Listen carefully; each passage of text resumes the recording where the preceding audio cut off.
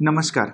I am doctor Priyank Modi और अब हम बात करेंगे कोविड और स्टेरॉइड का यूज़ एक कोविड के पेशेंट में। ये डिस्कस करने से पहले एक छोटा सा कंसेप्ट समझते हैं। जब भी एक बेबी पैदा होता है तो वो अपने माँ बाप से सिर्फ अपने फीचर्स नहीं लेता पर एक इम्यून मेमोरी लेता है।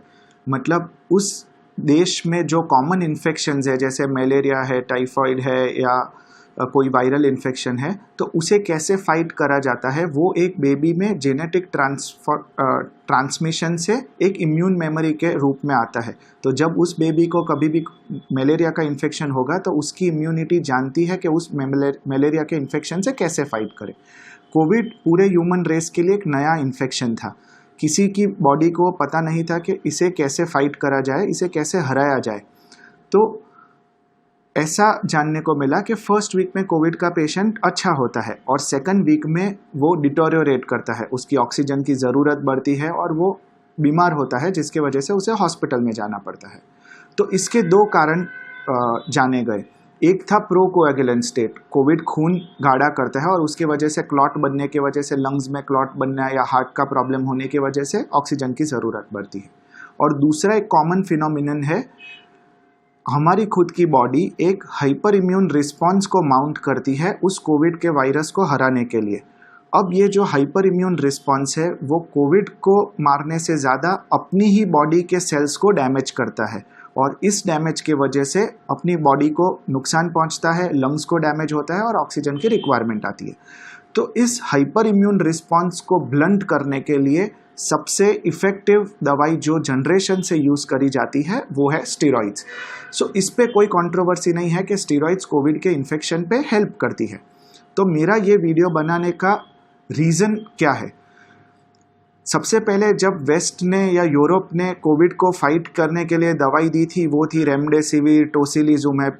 वो था एक इंडियन हेल्थ केयर वर्कर या डॉक्टर को एक बेसबॉल बैट दे देने जैसा। उसे पता नहीं था ये दवाई कैसे यूज़ करी जाती है। फिर the WHO came up with के स्टीरॉइड्स वर्क। अब इंडियन हेल्थ केयर वर्कर्स एकदम खुश हो गए क्योंकि अब उनके पास एक बल्ला था जो उन्हें घुमाना आता था। तो प्रॉब्लम वहाँ शुरू हुई। कोविड यूज से कोविड स्टीरॉइड्स यूज कोविड में से स्टीरॉइड मिसयूज कोविड में। अब ये स्टीरॉइड मिसयूज से प्रॉब्लम कहाँ आने लगे हैं? आप सुन रहे होंगे कि आपका पेशेंट है जो कोविड से रिकवर किया है पर उसको दूसरे इन्फेक्शंस हो रहे हैं। अभी एक ब्लैक फंगस म्यूकोरमाइकोसिस का पेंडेमिक चल रहा है।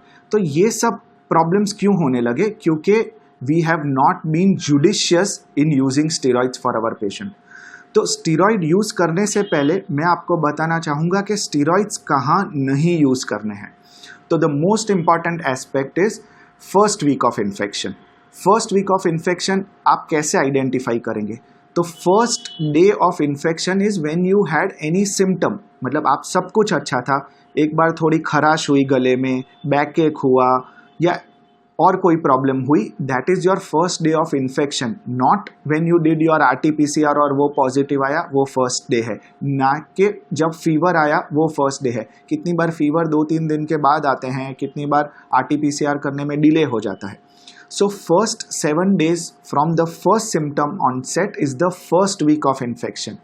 अगर इस पॉइंट ऑफ टाइम पे आप स्टीरॉइड्स यूज़ करते हैं तो प्रॉब्लम क्या है?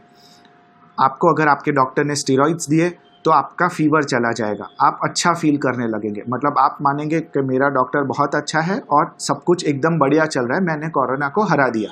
प्रॉब्लम वहाँ होता है कि इस स्टीरॉइड की वजह से कोविड वायरस अंदर आपके बॉडी में मल्टीप्लाई करते जाता है, क्योंकि फर्स्ट वीक में जो हमारा इम्यून रिस्पॉन्स है कोविड वायरस को मारने का वो ब्लंट हो जाता है।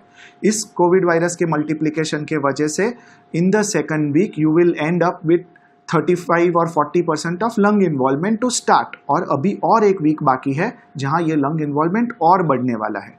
तो ये मेरा मानना नहीं है, द डेटा और the trials say that steroid usage in the first week of infection increases mortality by 3 times.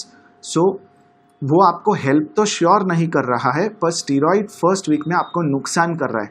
तो अगर फर्स्ट वीक ऑफ इन्फेक्शन में आपके डॉक्टर ने आपको स्टीरॉइड प्रिस्क्राइब किया है then you should always ask the reason why. Now let us go to steroids कब use करना है. So as I said, in the second week of infection, the problem happens because of this hyperimmune response, जिसे technical terms में cytokine storm कहता है. तो cytokine storm में हमारी body को हमारा खुद का immune response नुकसान करता है. तो steroids are the most easily available, cost effective and widely used drug. So that is our first line of defense. अगर आपका ऑक्सीजन सैचुरेशन 90 से कम है या 92 से कम है, that is the time where you will use steroids. अगर आपका सीआरपी बढ़ रहा है तो आपकी बॉडी ने ऑलरेडी 7 to 9 डेज में कोविड वायरस के तरफ इम्यून रिस्पॉन्स किया है. अब जो सीआरपी बढ़ रहा है that is hyper immune response और उसमें स्टीरॉइड्स का रोल होगा. इवन आपको फीवर परसिस्ट कर रहा है सेकंड वीक में. फीवर परसिस्ट करने का मतलब है कि आपके बॉडी में इन्फ्लेमेशन अभी भी चल रहा है और तब स्टीरॉइड्स का रोल है. Even in the second week of covid infection a short course of only 5 days of steroids will be effective. दो मोस्ट कॉमनली यूज्ड स्टीरॉइड्स हैं डेक्सामेथासोन और methyl prednisolone. So methyl prednisolone 1 milligram per kg is good enough and dexamethasone around 4 to 8 cc should be maximally used. कई बार लोग 500 milligram या 1 ग्राम के steroid bolus देना शुरू कर दिया है. So this practice is also not justified and there is no data that it helps the patient. Rather ये ज़्यादा स्टीरॉइड्स यूज़ करने से patient secondary infections, bacterial infections में जाता है, उसे एंटीबायोटिक्स की रिक्वायरमेंट बहुत बढ़ जाती है.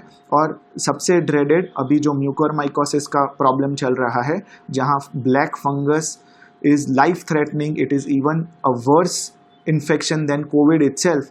ये सबके नंबर्स बढ़ गए हैं and I think as health care workers we are at fault because we are not judiciously using steroids which we have in our hand. Steroids एक सही टाइम पे और शॉर्ट कोर्स में देना is the best way forward for patient benefit and to prevent any future complications. Thank you.